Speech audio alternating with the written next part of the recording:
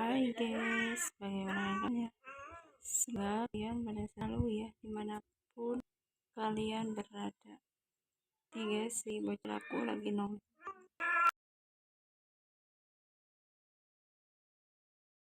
Episode 4. Amara menyipitkan matanya. Upgrade. Dasar omong kosong. Kamu masih anak kecil yang gak tahu apa-apa. Aku bisa bikin kamu keluar dari rumah bersama ibumu itu, kalau aku mau. Mata wanita glamor itu semakin melotot tajam. Farah tersenyum manis, dan menjawab, celius. Tante mau aku keluar dari rumah. Kalau aku pergi, siapa yang bakal cerita ke papa kalau tuh kredit tante yang dipakai buat beli tas palsu untuk oma? Tanya bocah perempuan itu dengan wajah polosnya. Amara tercengang, kamu tahu dari mana soal itu? Wanita itu semakin mengintimidasi bocah perempuan di depannya itu. Farah menghela napasnya dramatis. Tante, aku ini bocah 3 tahun. Tapi mataku dan telingaku lebih tajam dari CCTV di mal. Aku tahu banyak hal, bahkan yang papa belum tahu. Farah bersandar dengan santai, menikmati wajah merah wanita di depannya itu. Dia memang sedikit-sedikit sudah menggali informasi tentang keluarga baru bocah perempuan itu. Untungnya, Farah sempat meminjam HP sang ibu dengan alasan bermain game. Padahal hanya untuk meretas sesuatu. Amara berdiri dari duduknya dan mendekat. Dengar, ya, bocah. Jangan sok pintar. Kalau kamu buka mulut ke ayahmu, aku pastikan kamu akan menyesal. Wanita itu menunjuk kening Farah dengan kuku tajamnya, tapi Farah dengan cepat menepisnya. Wajah Farah berubah, tadinya polos kini memandang sinis istri kedua ayah dari pemilik tubuh itu. Menyesal. Tante, aku pernah dikejar mafia dari Rusia, lompat dari helikopter tanpa parasut, dan tetap hidup. Intimidasi tante. Levelnya masih TK. Farah berbicara seolah-olah dia adalah orang dewasa. Sedangkan ibu tiri Farah itu hanya menganggapnya hanya guyonan. Amara geram, wanita itu menunjuk wajah bocah. Dasar mulutmu itu. Kamu pikir aku takut dengan ancamanmu? Tantang Amara dengan senyum mengejek. Farah tersenyum licik. Aku nggak mengancam, tante. Aku cuma bilang fakta. Oh, ngomong-ngomong, aku juga tahu tante celing ke sebuah bal untuk bercenang-cenang. Ujar bocah perempuan imut itu dengan menyeringai. Amara semakin jengkel. Kamu ini, setan kecil. Hardik Amara. Farah berpura-pura bingung. Setan kecil. Kok tante tahu? Apa tante udah ketemu mereka di mimpinya? Hihihi. Pintu kamar tiba-tiba terbuka, membuat Amara mengurungkan niatnya, membentak bocah kecil itu. Dia menatap suster yang berjalan dengan memegangi botol infus. Loh, ada apa ini? Sepertinya seru sekali pembicaraannya. Suster itu mencoba berbasa-basi, saat mendengar suara keras Amara. Amara berpura-pura bersandiwara sedih. Saya sedih banget suster. Walaupun saya ibu tiri, tapi saya sudah menganggap para anak kandung saya. Tapi dia sangat tidak sopan pada orang tua. Harusnya dia ajari oleh ibunya berbicara sopan. Ucap wanita itu mengeluh, mencoba menjelekkan Selvira. Farah menatap sang suster. Kustel. Tante ini kayaknya butuh luang konsultasi khusus, deh. Atau kulkus teatel ceni, ujar Farah dengan wajah polosnya. Sang suster mengerutkan keningnya bingung. Konsultasi. Bukannya tante ini baik-baik saja. Sahut suster itu. Farah mencondongkan tubuhnya pada suster itu. Dia mungkin sudah chatles. Bawa dia ke luang relaksasi, sebelum health-nya bikin lantai rumah sakit letak. Bisik Farah yang masih didengar oleh Amara. Astaga. Belibet banget deh, enggak bisa bilang R dan S. Teriak Farah. Mata Amara semakin melotot, sedangkan si suster mulutnya mulai berkedut menahan tawa. Jangan dengarkan dia suster. Dia ini bocah aneh. Ucap Amara merasa kesal. Wajah Farah masih tetap polos.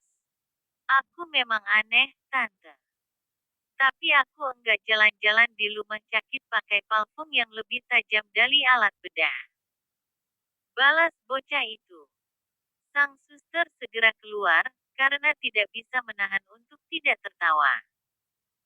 Sedangkan Amara bertambah murka, memang parfumnya sangat menyengat.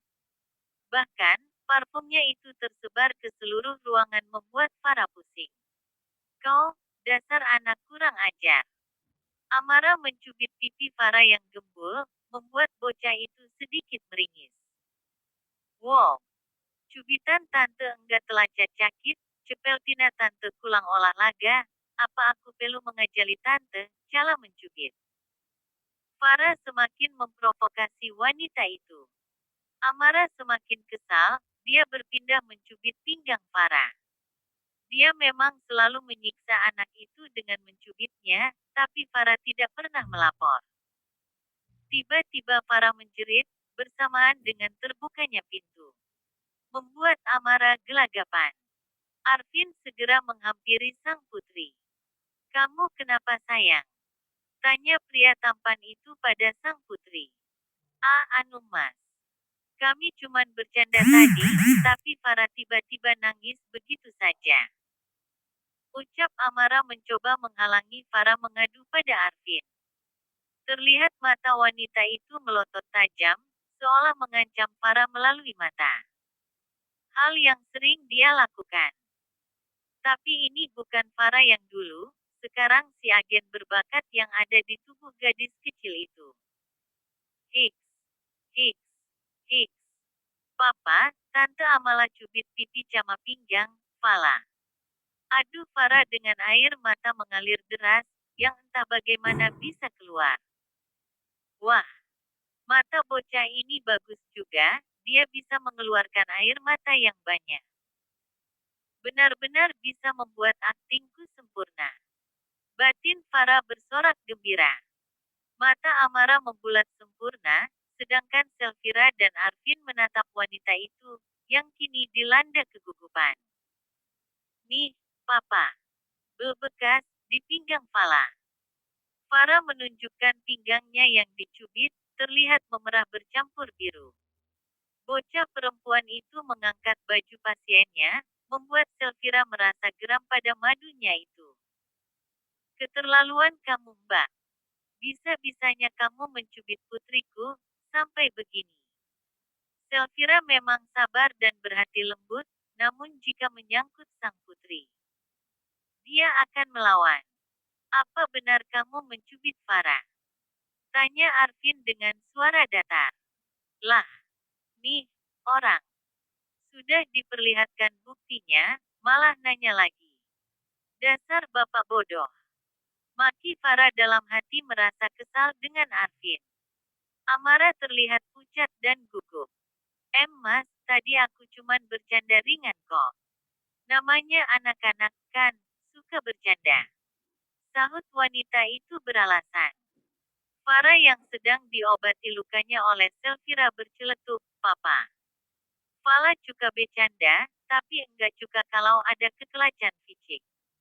Tante ini juga mencubit pipi Fala, aku khawatir pipi Fala jadi adonan roti, kalau dicubit telus. Sahut Farah polos. Mata Arvin tajam, menatap istri keduanya itu. Baru saja kamu ingin mengatakan, jika Farah mau kamu asuh. Tapi ternyata kamu sudah mencubitnya. Ucap Arvin. Amara mendekati suaminya itu. Mas, aku tidak setuju mas. Jika Mbak Amara ingin menjaga putri kita, aku tidak bisa membayangkannya, baru sebentar saja dia sudah menyakiti putriku seperti ini. Potong Selvira cepat. Mas, Keluar kamu dari ruangan ini. Kita akan berbicara di mansion. Ucap Arvin dingin. Tangan Amara mengepal kuat, baru kali ini dia merasa kalah telak dari Selvira dan putrinya. Dulu, dia yang menindas kedua orang itu. Diam-diam Farah menyeringai puas, melihat kepergian Amara dengan wajah memerah, dia sengaja membiarkan Amara mencubitnya. Karena dia tahu, Arvin akan datang. Tentu kemampuannya tidak hilang, dia bisa mendeteksi orang yang dekat dengan ruangan itu, hanya dengan suara langkah kakinya. Ini hadiah perkenalan dariku, pelakor. Tunggu selanjutnya lagi. Batin Farah merasa puas.